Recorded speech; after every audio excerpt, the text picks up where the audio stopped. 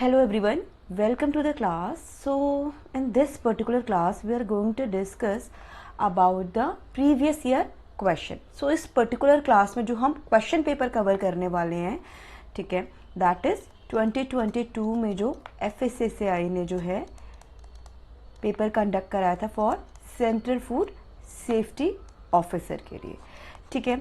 सो उस particular paper में exam में जो है फूड प्रोसेसिंग के कौन कौन से क्वेश्चन आए थे, we are going to discuss about that. So that is very important. So इससे क्या होगा कि आपको एक आइडिया लगेगा कि कैसे क्वेश्चन जो है पूछे जाते हैं, किस टाइप के क्वेश्चन पूछे जाते हैं एग्जाम में related to your subject that is food processing.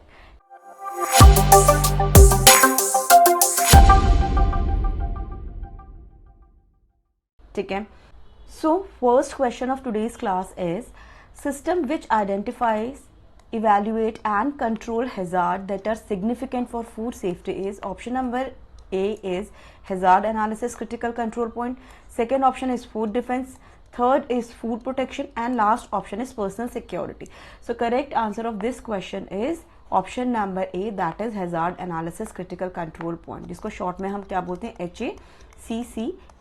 So that is very easy question, बहुत डायरेक्ट क्वेश्चन है. So hazard analysis critical control point की अगर हम बात करें तो यहाँ पे क्या होता है 7 प्रिंसिपल्स पे ये वर्क करता है एंड इसका मेन एम जो होता है वो क्या होता है, सेफ फूड प्रोड्यूस करना फॉर कंजम्पशन. ठीक है. सो ये हमने क्लास में ऑलरेडी बहुत डिटेल में 7 प्रिंसिपल्स जो हैं HACCP के कवर किए हुए. ठीक है. Now the next is question number 2. So the question is cumin seeds are commonly adulterated with option number A citric acid, B is lead chromate, option number C is starch and option number D is stocky and woody matter. So इसका correct answer होगा option number 4 that is stocky and woody matter. So ये भी बहुत easy question है, बहुत simple question है. ठीक है. जिसे देखते ही आपको समझ आ जाएगा कि इसका करेक्ट ऑप्शन क्या होगा. सिट्रिक एसिड, लेड क्रोमेट या स्टार जो है इनमें से कोई भी वैलिड ऑप्शन नहीं है.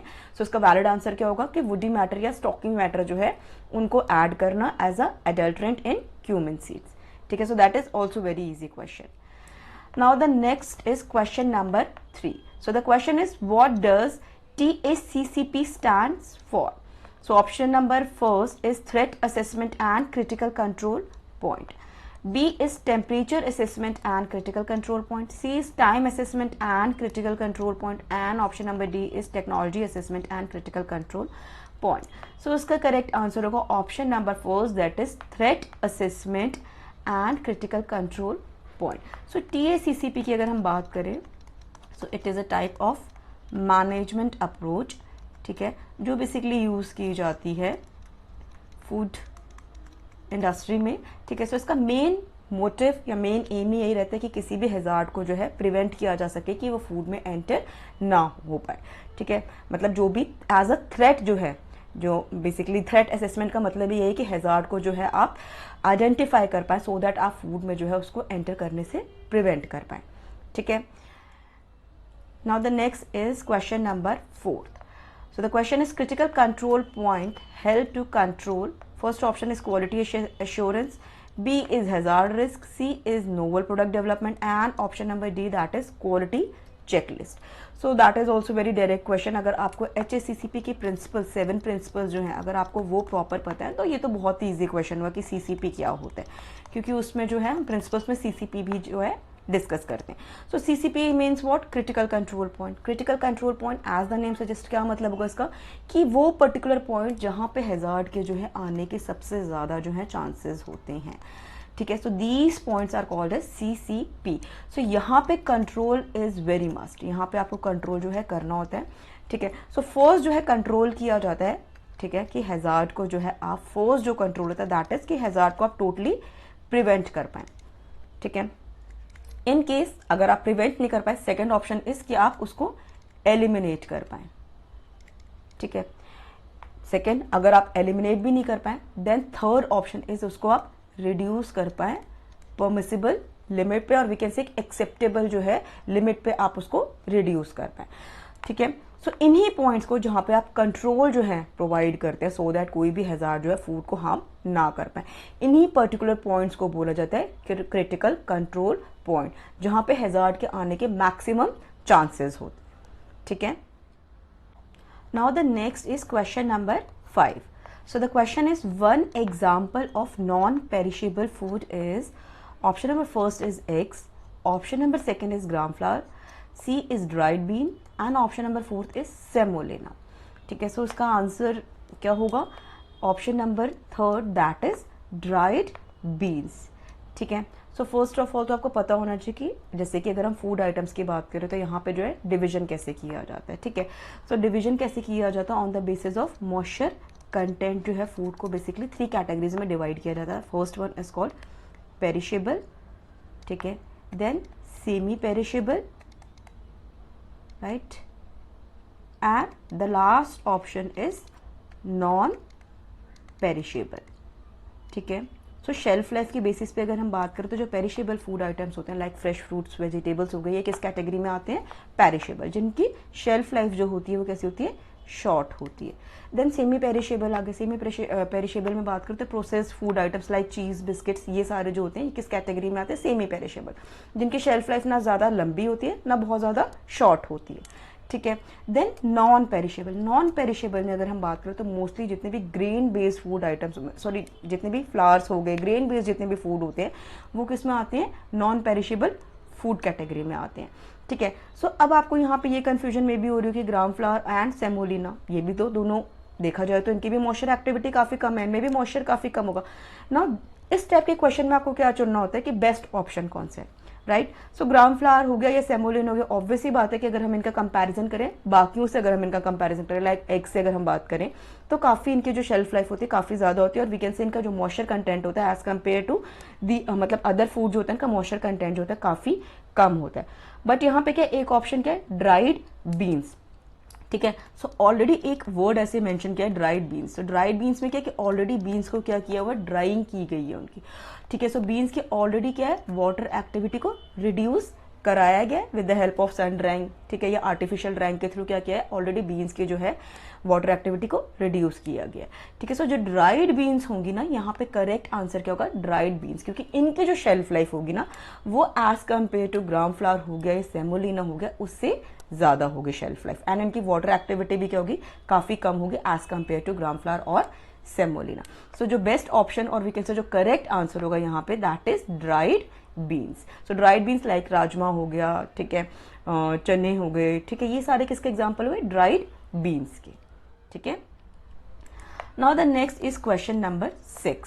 सो the question is, one excellent source of omega 3 fatty acid is, option number first cream, option number 2 vanaspati, option number 3 beef and option number 4 is flaxseed.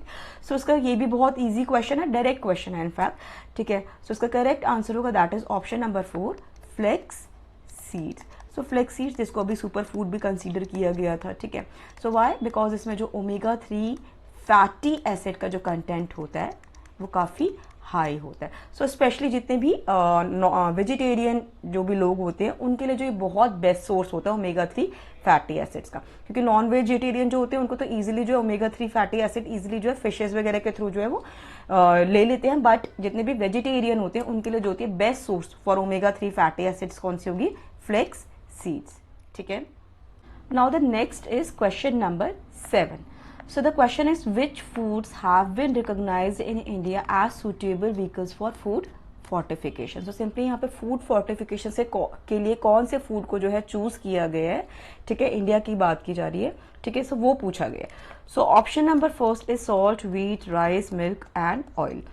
Option number second is salt, sugar, oil, milk and corn. Option number third is salt, milk, oil, sugar, rice, and option number fourth is salt, wheat, corn, rice and milk. So see, first of all तो आपको पता होना चाहिए कि food fortification is a type of एक strategy है जिसके through हम क्या करते हैं, न्यूट्रिशनल डेफिशिएंसीज जितनी भी है उनको हम मिनिमाइज या प्रिवेंट करने के लिए ट्राई करते हैं. ठीक है, सो बेसिकली FSSAI के थ्रू स्टार्ट किया गया एक इनिशिएटिव है जिसके थ्रू क्या होता है, डिफरेंट डिफरेंट फूड आइटम्स को जो है फोर्टिफाई किया जाता है। एंड ये फूड आइटम्स कैसे चूज किए जाते हैं, जो कॉमनली कंज्यूम फूड आइटम्स होते हैं, ठीक है, जिन्हें पॉपुलेशन जो है कॉमनली कंज्यूम करती है। सो यहाँ पे आप ऑप्शन भी देखेंगे तो आपको ये क्लियर हो जाएगा कि कौन से फूड को जो है चूज किया जाता है। लाइक जैसे ऑप्शन नंबर फर्स्ट है, सो इसका ऑप्शन में क्या है, salt, wheat, rice, milk and oil. So ये कैसे कॉमनली कंज्यूम्ड फूड आइटम्स है। सो बेसिकली इन्हीं फूड्स को जो है चूज किया जाता है फूड फोर्टिफिकेशन पर्पस के लिए। जैसे कि आपने देखा भी होगा ना कि सॉल्ट को जो है आयोडीन से जो है फोर्टिफाई किया जाता है, देन व्हीट हो गया, ठीक है, या राइस या मिल्क हो गया, सो इनमें जो है iron, folic acid, vitamin A and D से जो है फोर्टिफिकेशन किया जाता है, ठीक है। सो आपको ये पता होना चाहिए कि जितने भी कॉमनली कंज्यूम फूड आइटम्स हैं बेसिकली एफएसएसआई उन्हें चूज करता है सो दैट लार्जर पोर्शन में जो है पॉपुलेशन उन्हें कंज्यूम कर पाए and related to nutritional deficiency जो है उन डिजीज को प्रिवेंट किया जा सके, ठीक है। Now the next is question number 8. So the question is the technological function of calcium propionate in bread is as A and so option number first raising agent, option number B anti-caking, C is preservative and D is nutrient supplement. So that is very easy question. हमने preservation में भी ये जो है cover किया हुआ है।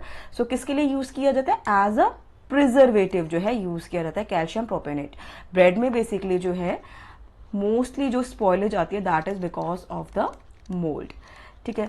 सो mould की ही पर्टिकुलर ग्रोथ को जो है प्रिवेंट करने के लिए हम क्या यूज करते हैं, एज अ प्रिजर्वेटिव कैल्शियम प्रोपेनेट का यूज करते हैं, ठीक है। सो इसका करेक्ट आंसर होगा option number third, that is preservative. Now the next is question number 9.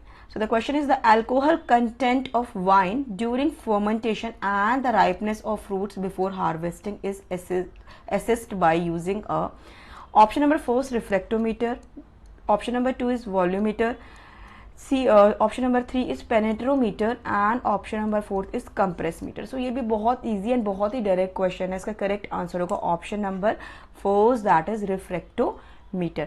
So reflectometer को बेसिकली यूज किया जाता है शुगर के जो है कंटेंट को मेजर करने के लिए कि कितना ज्यादा शुगर प्रेजेंट है। सो राइपनेस भी जो है जज की जाती है रिफ्लेक्टोमीटर के थ्रू एंड अल्कोहल कंटेंट जो है वो भी मेजर किया जाता है किसी भी वाइन का जो है कितना उसमें अल्कोहल कंटेंट है, वो भी with the help of reflectometer जो है यूज किया जाता है। सो ये भी बहुत डायरेक्ट क्वेश्चन है। इसमें सिंपली इक्विपमेंट पूछा गया कि कौन से इक्विपमेंट से जो है जज की जाती है, अल्कोहल कंटेंट हो गया या किसी भी फ्रूट की राइपनेस हो गई। सो शुगर कंटेंट के बेसिस पे जो है रिफ्लेक्टोमीटर के थ्रू जो है ये दोनों प्रॉपर्टीज को जज करते हैं, ठीक है। Now the next is question number 10. Emerging method of food preservation include the following except. So यहाँ पे पूछा है except word लगाया है। So that is very important. Question read करना is very important क्योंकि कई बार क्या होता है कि आप proper question जो है read नहीं करते and उस जल्दी जल्दी में क्या होता है कि आप गलत आंसर टिक करके आ जाते हैं। So यहाँ पे क्या पूछा है कि कौन से emerging methods हैं including the following except, ठीक है।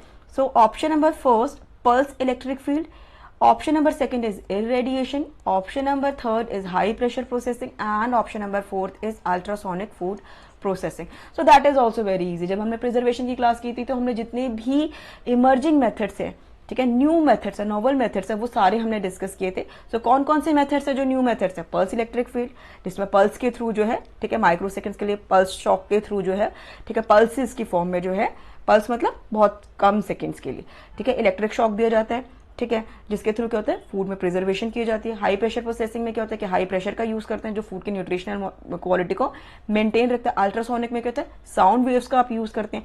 सो ये तीनों कैसी हुई, ये तीनों हुए इमर्जिंग मेथड, न्यू मेथड।